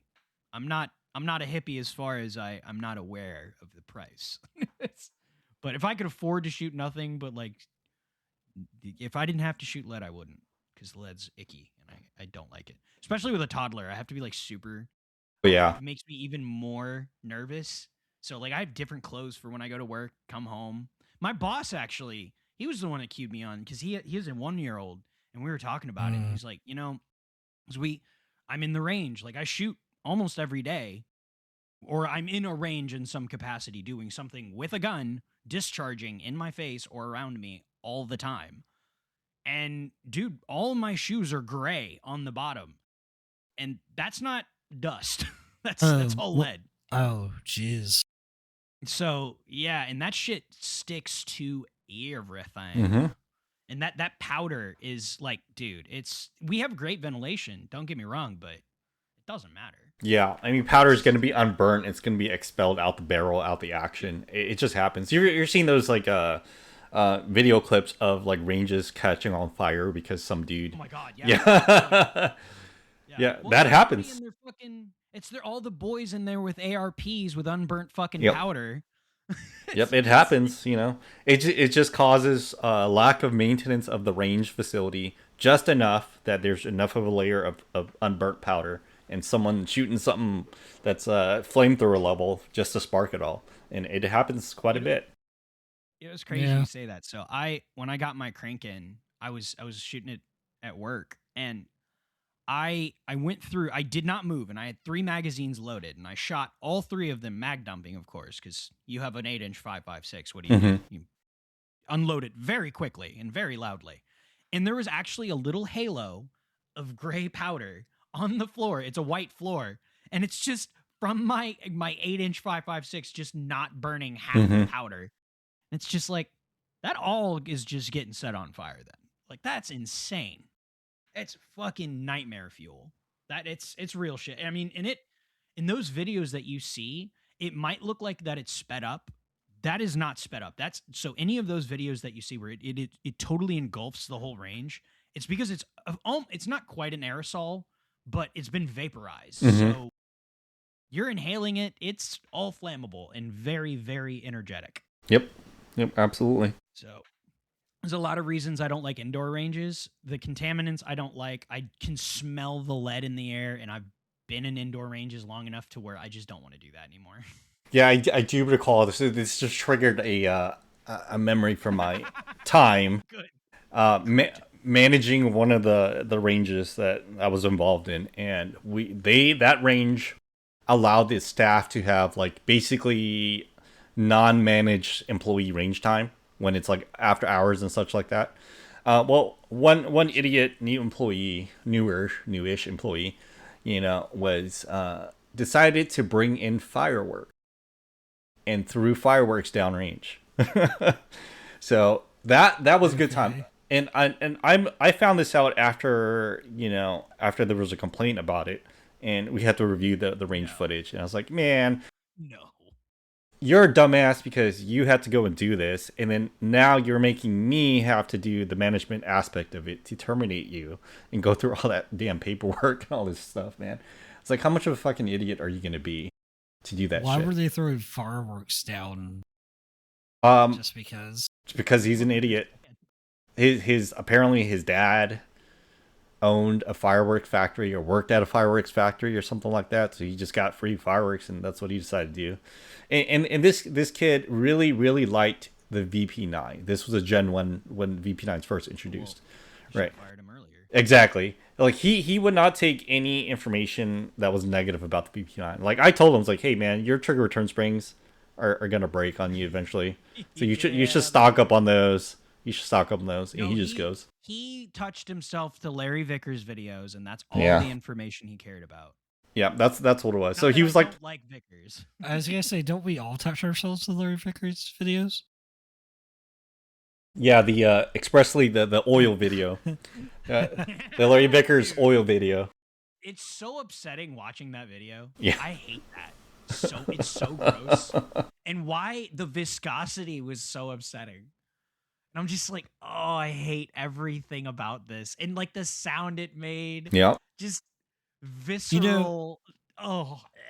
If I ever get around to it, I want to get like a 5-gallon bucket of just used engine oil, and then have this little wolf like cobbled. I think it's used engine oil you should use. Don't use things with contaminants in it and it's abrasive or it has abrasives in it. That's the whole. That doesn't make any sense. It's the whole fucking joke, Bryce. That's the entire joke. But people don't think that's a joke. People say I know use motor oil. That's why it's a fucking joke to dip this cobbled together Glock and just shake it off once and have it fail. It's not really a joke. It fails. It's a bit of a doofus.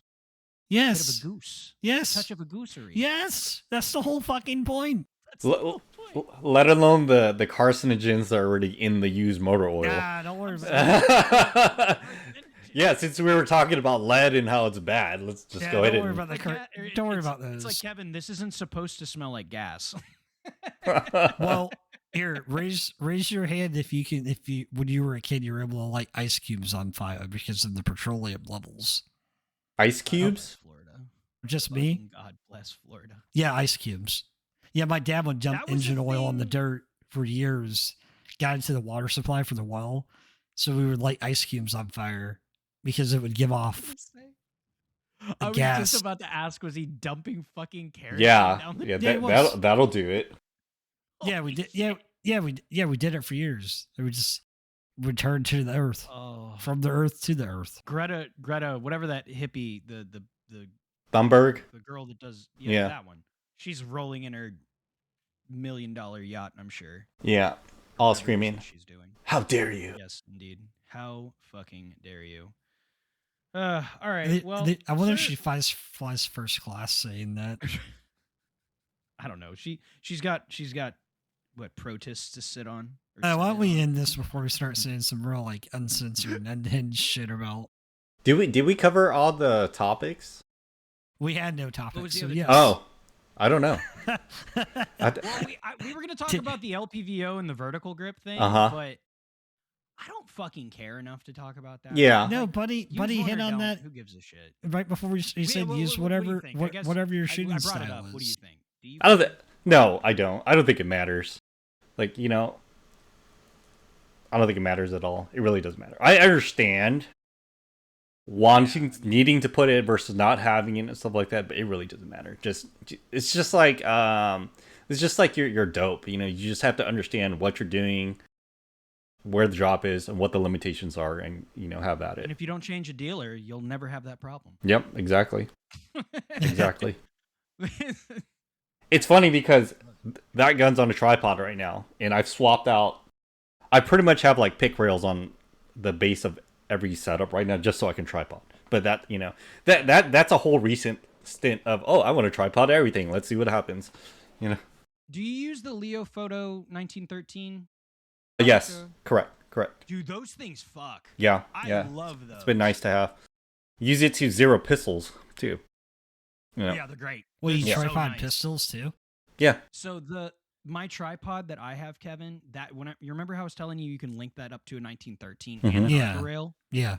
you can get it. You can basically brute force it onto anything with a rail. Mhm. So that's how I've zeroed red dots. Is It's there fucking something? it's Is there something you amazing. can't tripod? I guess would be the real question. I mean, if it has 1913 on it, If there's a will, there's a way. okay. Now, what I will say is,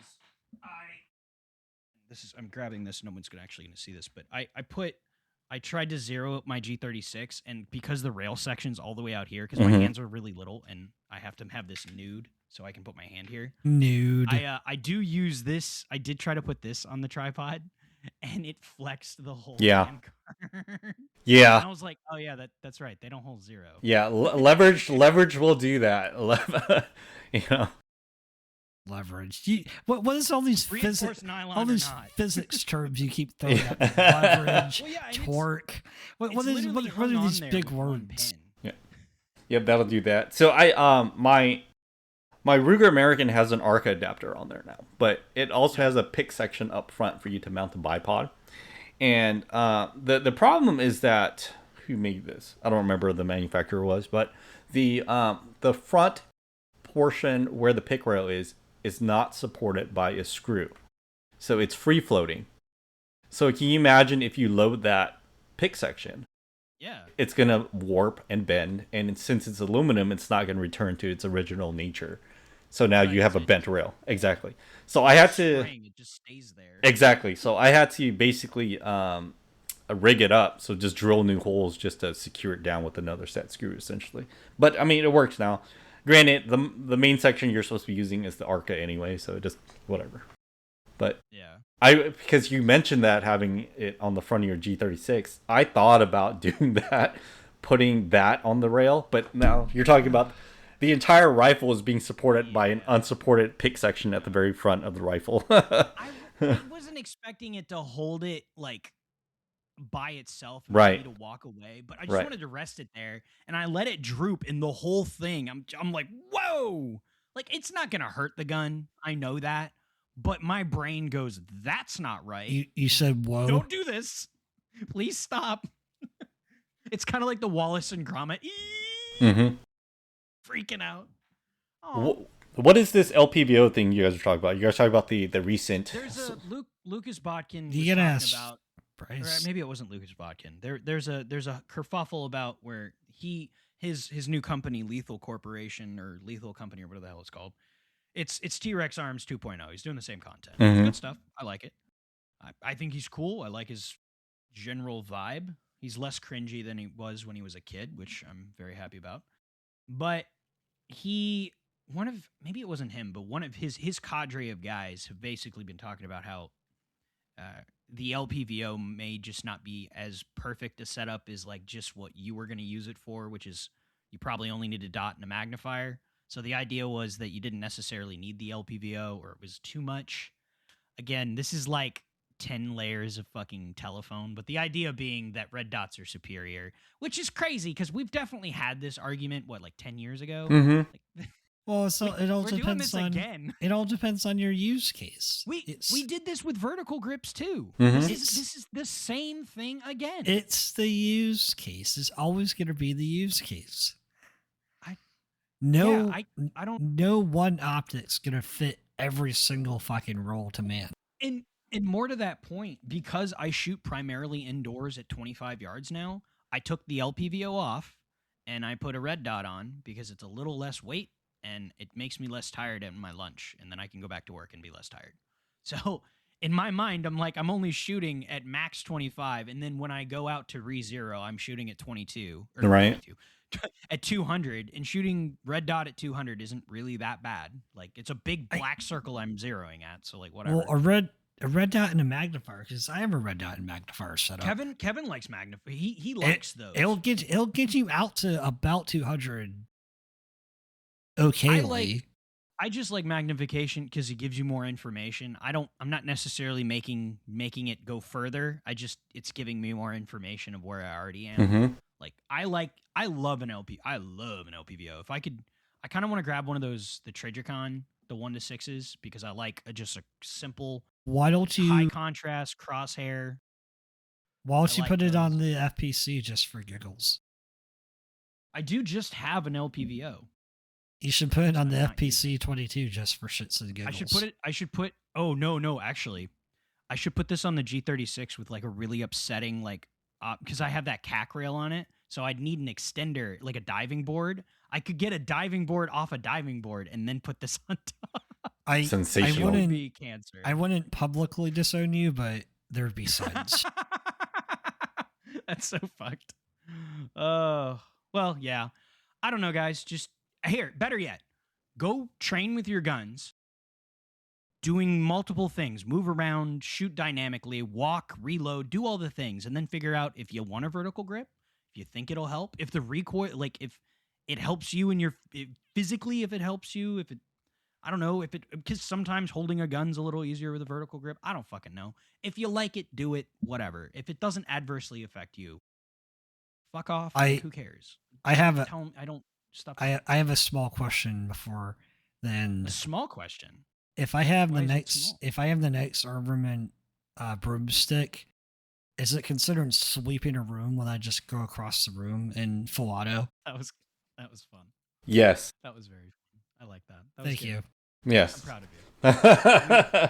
As the Carry Handle podcast publicly endorses this message. Is that what they call it? Clearing? Why don't they call it cleaning the house instead of clearing? Kevin, you already struck oil.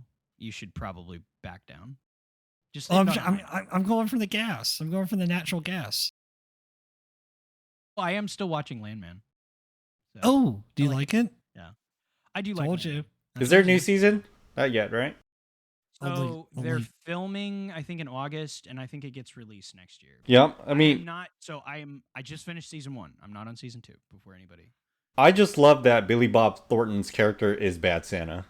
Dude, yes. It's just him. It's just him. really Yeah, it's is. just him.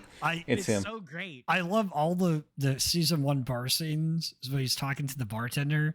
Oh my God. That is shit. That's he's like, there's still alcohol in that. He's like, oh, is there? Oh, there is, huh? Going for no fucking tip, I see. Yeah. Hey, are you gonna stop that fucking illegal shit right over there or what?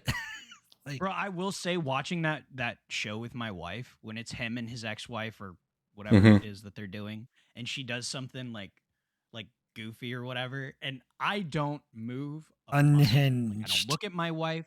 I don't smile. I don't move. Like, I could be a statue, and she will still look at me and burn holes through the side of my fucking head.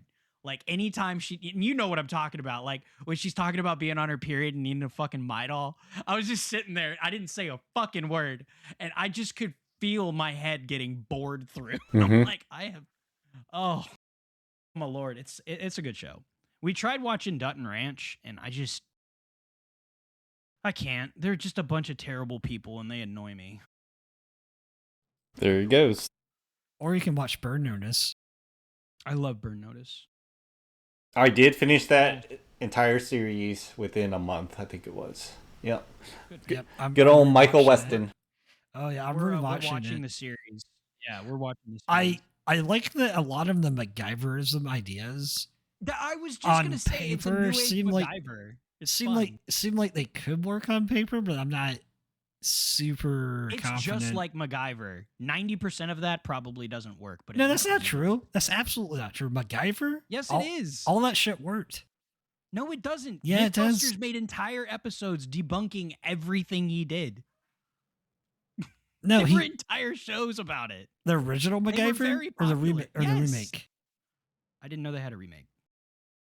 No, the original ones. Like, none of that. Part of the stuff was good. stipulation of the contract we did that, at least for season 1, was a lot of that shit had to like Maybe it was the later seasons. but 90% yeah. of it had to work on paper. On Prac- paper. yeah, On paper.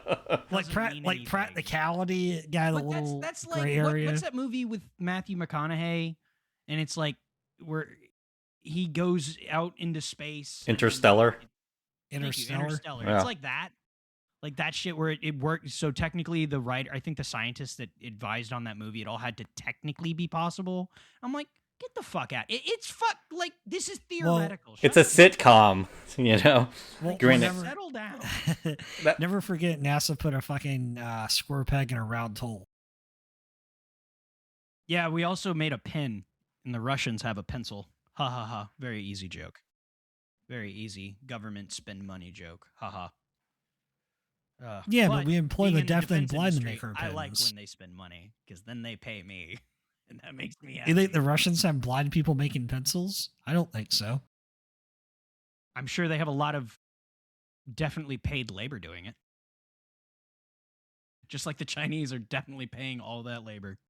It's totally not concentration camps. It's fine. Oh. Don't worry about it. The American gun industry is definitely supplying the Chinese military industrial complex. That is 100% for sure. We see Hollow Suns on like the RB or the Arby's ZBR, whatever their fucking their AK thing, their AK homologated fucking nonsense Homogenous. rifle.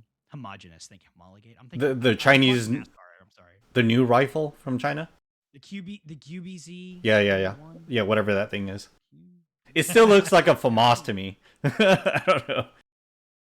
Well, they made one, the newest generation. They basically copied the URGI, Right. Because it has M-LOK, and it's like, yeah, it almost has the exact same rail. It's really funny, but that actually looks kind of cool. I think those are kind of neat looking. I'd like one of those. But it also just QBZ. kind of reminds me 91.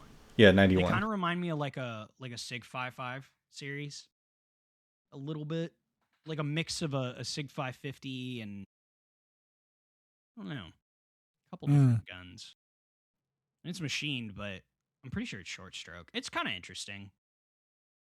It kind of looks like a Galil Ace. Yeah. Yeah, it Yeah, does. it kinda looks like does. a video game version. Right. Like, you know how Far Cry makes the guns, but not quite right?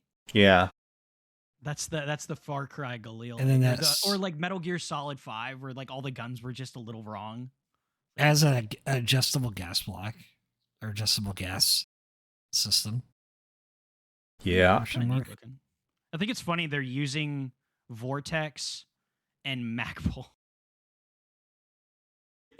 in the production still of the Chinese service rifle. They're using U.S. parts. It's kind of like the Russians though. All the alpha guys use fucking AR-15s and EOTechs and shit. The handguard looks pretty much identical to a Magpul Zukov stock, the forend. Yeah, it does. Well, and even the rear stock kind of looks like a Polish Tantal. Or Yeah. Baril. Yeah. Very, very much. Kind of interesting. Yeah, it's a very abbreviated. I mean, even the receiver design is very truncated. It's very short in terms of like the receiver height. These are If you look like an proprietary. AR-15, These is its own proprietary ammo too. yep, it's like 6.9 by whatever the hell. 5.8 by 42. 5.8 by 42, yeah. The Russians just changed ammo too. Well, not changed, but I think they're talking about going to like another caliber. Of course, they do that basically every 10 years and then never do it and go back to 5.45. So Yeah. I mean, if it works, kind of like why? what we do, 5.56. Yeah. If it works, if it works, why mess with it? I Well, guess no, it's money. not even necessarily that it works. It's that they're tooled up to make a shitload of it, and it's cheaper to just keep making it and maybe updating it than fundamentally changing the setup. But I mean, at some level, you're going to start just throwing money after when bad. do I get my 40-watt plasma rifles? I would love to see the offside of this rifle. I want to see what the controls in terms of the bolt release situation is. Oh, here it is. There is none. here it is. There is none. He says. Kind of sucks. Yeah, it looks like it's charging handle based only. Looks like it's Yeah. right side charging. Is it left side I mean, also? I mean, if you think about it, It though, might like be reversible. Maybe? if it's for the masses and they're making it for the lowest common denominator. No, you're right. It's right side only. Right it side has a bolt only. release. It has a bolt release. Yeah, I just see it. found an offside picture of it. It's a weird bolt released. Yeah, It's like- it kind of reminds me of like a K2 or like a K1. Like it's weirdly placed, Mhm. and kind of abbreviated for no reason. Wait, at all. where's the where are you seeing the oh, I see it. Are we all on the same Wikipedia I page? think we're all... No, I'm on a Chinese website. I just did an image search. And I'm I'm using Wikipedia because I don't want my data to be stolen any more than it already is. I'm I'm actually on. Do you guys know the game called Crossfire, which is just the Counter-Strike clone? Oh my god. Sounds You're about not. right. You're not. So it's so that was one of my favorite games when I was younger. I played it online every day instead of Counter Strike. I don't know why. Whatever. I love that game. And what I didn't realize is it was actually the biggest game in the world for I think like 10 years. But it was because like single handedly the Chinese and Korean communities were just artificially propping up the numbers because the sheer amount of people that like they just all like they have massive leagues in both South Korea and China for this game, which is insane. I say all that to say I'm on the website for Crossfire and they have a QBZ Mm. 91 in the game.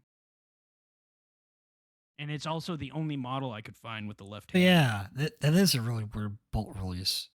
Yeah, it looks like it's infused into the body or something. Yeah. It's, Like- it does. The Chinese have basically made a small arms industry of copying other people's homework very Right. badly. Well, I Just mean, China. I mean, they have. really well. I mean, and I don't mean this in any terrible way, but they have tiny hands. So Well, yeah. I mean, typically are smaller people. They're about. Well, ironically, they're about us size, Kevin. We're actually Asian sized. I'm sure there's a China man right now listening to this that has massive hands Why would going. you say it You like that? liar! Why? That was the worst. Objectively, the worst way to say that. Oh, it's like the '80s where every action movie they're like, "Oh, it's a Chinaman." Mm-hmm. It's like, sir, I'm fucking Vietnamese. We look nothing alike. Oriental. Oriental, yes. It's like Oriental. my favorite thing is if you really want to piss somebody off, like a Korean, call them Japanese. They love that. Love it. Do they? Love the Japanese. But yeah, big fans. They're really big fans of the Japanese. Why do I feel Or like the that's Chinese. being facetious? Well, because the Japanese absolutely ass raped them in World War II in like heinous ways. Yeah, You know, the they're not big fans. Japanese and their whole imperialism until they realized that wasn't They- going to work. They were burning very hot for a long time. Yep. I mean, you go far back in history, there's always been genocide one way or the other, you know. Go Genghis Khan was a happy boy, wasn't he? right. I mean, his entire and beyond too is like his lineage as well, but you know, the Koreans were siding with the Mongols because they were taken over, and they also tried to invade Japan back then, as well as China. So It's Yeah. like the Finns, though. But- Like they became Nazis so they could kill Russians. But Right. don't Well, but don't we'll get it done forget one way. don't forget the British got the Chinese hooked on opium. yeah, That's fair. yeah. The British did a lot of great things to a lot of people. It's really funny, like when we watch documentaries and like in school, you're like, oh, I've heard that name in the news, and then you just realize it's just this sickle. It's just this massive cycle. Their dads got blown up by our dads, and now they're blowing us up, and it's just like, fuck, bro, I'm tired. Like, do you know why we're fighting? No, not really. Hmm. I don't know. Whatever. Fuck it. I don't know if you want to have an intelligent conversation with anyone about world history. Ask I them don't. who created them. Hard fucking pass. Just ask him who created the Mujahideen. If they don't know the answer, just walk away. Yeah, the CIA is great. Hmm. It was not only Well, that, and it the was- Russians. Hmm. The Russians. We had a great time with that region. We were like, no, you'll like us better. Don't worry. We're completely different. We What? swear. They didn't say that at all. They just murdered and mayhemed. Not at first. They tried the carrot for like 10 seconds, I think, ish. Yeah, I don't Very think Russian so, of them. but okay. It's like Crimea. They're like, you know you want to be a part of us. We're just gonna let you pretend like you don't belong. It's fine. I love the boldness of nations. It's really funny. Yep. World politics. What happened to this? What happened to this podcast? Oh, we can't get the whole podcast to ourselves. What the fuck happened? This was crazy. Oh my lord. All right. Well, thanks for coming on again. Yeah. Yeah. It's always fun talking to you. It's a great time of random topics and conversation. I That's what it know. is. You know, we had Caleb on recently, and I was like, oh, we try to have a structure, and he's like, no, you don't have a structure. Which He Caleb? was- I think what he said was, he was like, saying you guys have a structure is saying that I'm 6'2", and Caleb and I are the exact same height, which is From 5'7". Taurus, USA. Mm. Yeah, I'm sorry. Yeah. So, but yeah, more optic plate nonsense. What are you showing me? It's a Kevin, I'm not Ruger. Ruger. showing Things you. for the I'm not camera. showing you anything. It's a Ruger. Well, usually you say words before you do a No, thing. I don't want wanna to say- explain what you're doing. No, I don't want to say words on my audio only podcast. I'm forcing you Audio-only to go podcast. video. Is that the RXM? This Yeah. slide. Yeah. It's So the slide from the RXM. yeah, I don't even remember what the plate looks like because I'm pretty sure I threw it away. I don't It's know. made of the same material. Yeah, Okay. it's So I'm gonna be perfectly honest. I only bought this because it has a thread and barrel, and I do Yeah. want to try a suppressor at some point. Yeah. And you'll notice that it still has the thread and barrel because I haven't gotten the suppressor yet. So I don't want to. I don't shoot this. We'll cobble together a piece of shit. So the barrel's gonna be fine until I get a suppressor. It's just holding the barrel. I actually don't even know where I put the OEM slide because there's a Glock bet your Glock profit- 17 slide that's on the RXM right now. Yeah. Did you try out the full size slide RXM yet? No, but I have a Glock 17 slide with the Rocket City stippling adapter that's on there now. It's okay. Hey, speaking of slides, let me ask you, if I may, buddy, when you get a slide, do you typically put maybe newer internals into the slide so it's like a fresh, like if you're doing like a fresh build, or do you just reuse internals? It if they don't have depends. a too high of a round count on. It depends on what is immediately next to me. Okay. Thank you. Because I well, appreciate okay, that let answer. me follow up that question with another, if I may. Would you then like do that to a slide, shoot it, and then call your buddy and complain how terrible the slide is until he asks you, you put new internals in it, right? And then you just kind of mutter off to yourself and try and change the topic because you didn't. Why do you tell stories so weirdly? Because I do. Like, I know what you're saying, but like, No what one the else fuck does. are you saying, bro? He's taught. Okay, so for the frame of reference, Sure. people aren't like completely dyslexic and losing. No, their they're not first listening at this point. words. We're at the podcast. Yeah, we're at the end. Yeah, they were already tuned out. Basically, what happened, I got a Brownell slide because a buddy of mine lent me a Glock 17 slide that was milled. I wanted to see if I liked the 17. I do, because it's great. I was kind of sick of the rowboaty recoil from the 34. I had to send that slide back. He wanted it back. And so I had iron sights again. I was going to send out my slide to get milled, but I don't like the recoil on a stock Glock 34 slide. It's too rowboaty, and I didn't really want to change it to too much of a lighter recoil spring. So it's like, whatever. Brownells was selling their Zev cut 34 window cut 34 slides. It was a clearance because I think they changed providers or whomever was machining their slides. They're Yeah. not using them anymore. It's a different place. Either way, they were closing them out. I think it was like $100. Mm-hmm. Yeah, it was And I got this stupidly slide. cheap. Yeah, so I swapped all the internals from that 34 slide. I stopped shooting a long time ago, and it had all the catch-all parts from the first gun it was, because it had been rebuilt and changed into whatever. And so I just took those parts and put them in this slide. I didn't change the ejector. I still had the fucked up first Gen 4 ejector that did the sprinkler vertical right back in your face ejecting. So I left all those parts and then took it to the range, and it was weird because it was ejecting left. It was ejecting back in my face. It would push them forward. I mean, it had an SRO on it, so kind of SRO activities. Mm-hmm. But yeah, it didn't work at all. I was very upset. And I was like, this is a piece of shit.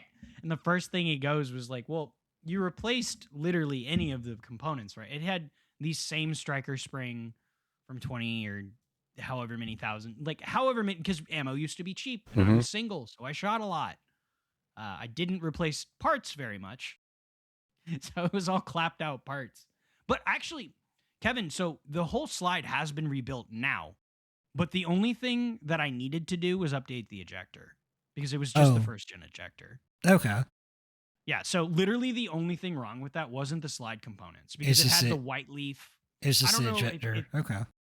If anybody remembers, this was a while ago, but when the Gen 4s first got released, I think it was White Horse or White House, or there's a specific, there was like the meta for getting the the Gen 4s to extract was an Apex extractor, a white Ghost, whatever, extractor spring, and a Gen 3 ejector. There was like this weird juggling act you had to do to get these guns to eject.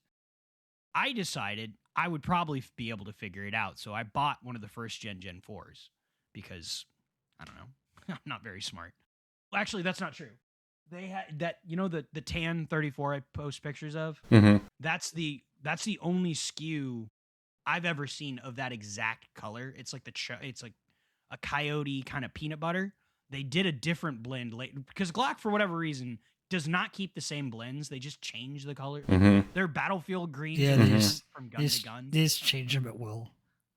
Yeah, it's like me cooking in the kitchen. I'll be cooking like a meal or whatever. I'll come to the table, I'll serve my wife, and she's like, "This is great. Can you make it again?" Nope. No idea what I did. It just looked good, so I put it all together vaguely. It's sort of an amalgamation of flavors and textures. But I don't know what the fuck I was talking about. Yeah, no, you're right. 'Cause a lot of the earlier FDEs were actually more green than they were actual tan. Yep. Yeah, I do recall that. Yeah. That was always really strange. So I know the ODs were weird. That was more FDE than green, which was very odd. Those are really collectible. Those boxes and the base plates for the magazines are hella collectible. This magazine I'm showing you is supposedly supposed to be green. And yeah. I will say I think their peanut butter mags are probably my favorite. Those are probably the most consistent in color scheme, I'd say. The peanut butters. Yeah, I can buy 5 of them and they all look the same. It's nice. I like that. Oh, I like the inconsistency of the OD green. You like the scar levels of FDE in one gun. So what's interesting is that putting the Glock 17 slide on the RXM is I had to use a Gen 5 barrel because the Gen 5 uses Glock 19 locking lugs. Really? Yes. Interesting. So the Gen 5 Glock 17 is a 19 locking lug with a longer barrel. Is what it is. So Gen 3 and Gen 4, they have their own, granted it's 3-pin, but if you look at the Gen 5 19 and Gen 5 26 locking pieces, they're still the 3-pin. Right. So the Gen 3 and Gen 4, because their locking piece is longer, you cannot use a Glock 17 Gen 3 barrel in the RXM because it's Glock 19 or Glock 45 based. Oh, these reverse stretches are really weird. It's not like the clone MP5 mark. Correct. Oh my fucking god! The amount of the combinations you get just from people that don't want to use a K-length receiver versus a full-length receiver. Right. Like, oh my god! And you know what's funny? I wasn't into roller lock guns super heavy when I first started looking at this has since changed. I've seen the light. I like roller delayed. They're fun. But once you see a reverse stretch, it just looks fucking weird. They look so wrong. It's a very bizarre. I don't know. And it only messes with your brain because you understand that rear end does not belong on a K natively. Yeah. That's the only reason why.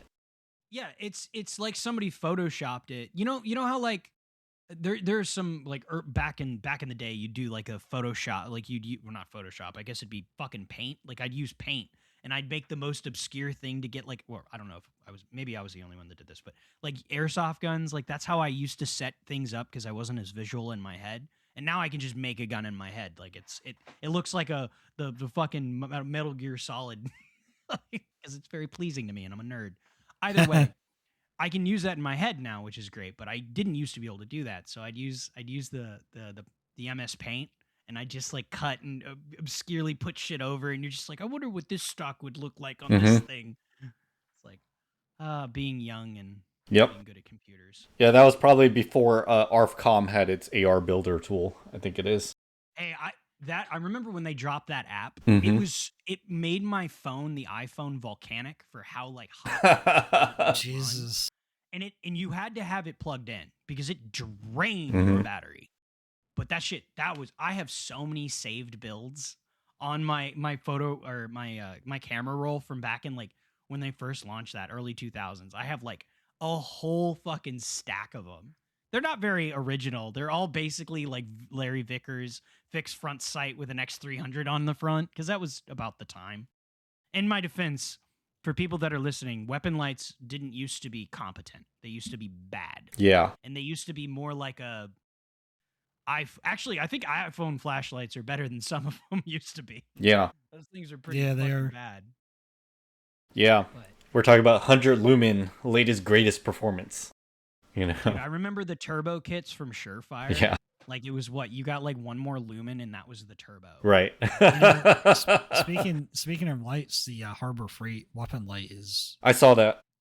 it's pretty good. What's nice about those, Kevin, is unlike the original Surefires, there aren't bulbs to fucking burn out. What the hell? Like It's such a weird thing.